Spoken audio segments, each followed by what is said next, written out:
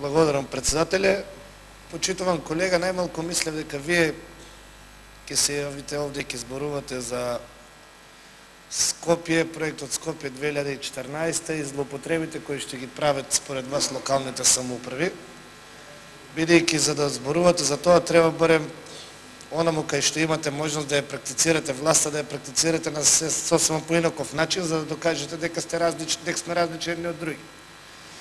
Значи, јас мислам дека напротив, она општина од која што доаѓаме и јас, и вие, па и другите колеги, е во многу покатастрофална ситуација и начинот на работа е далеку покатастрофален од начинот на кој што функционира градот Скопје. Бидејќи сега овде разговараме за реконструкција, за обнова на фасади во централно градско подрачје, јас сакам да ве прашам неколку работи. Прво, дали кога се градеше плоштадот во Струмица имаше јавен оглас на кој што се бара одредени идеи од одредени архитекти?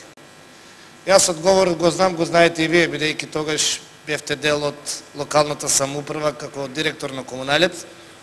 Земавте стар проект 10 години кој што стоеше во фиоките на урбанизмот во Струмица, го дадовте на млад архитект кој што, замислите, го носи истото презиме како што го носи градоначалникот на општина Струмица, го изработи, направи одредени шминки, благодарение на тој проект дипломираше и тој истиот проект без никаков оглас беше земен во предвид за да се работи плоштадот во Струмица.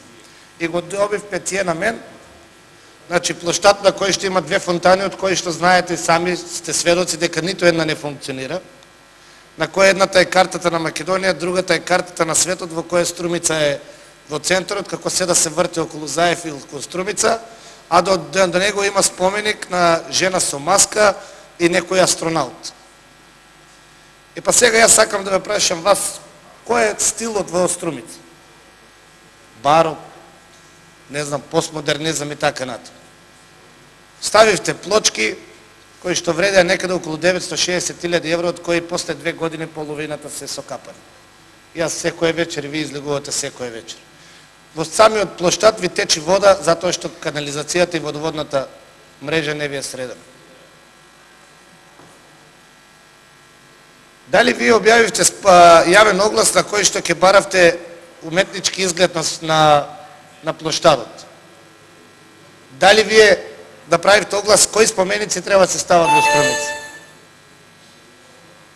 И во кој стил оди плоштадот во Струмица? Кога ќе ги разчистите овие работи, после може да дебатираме за други.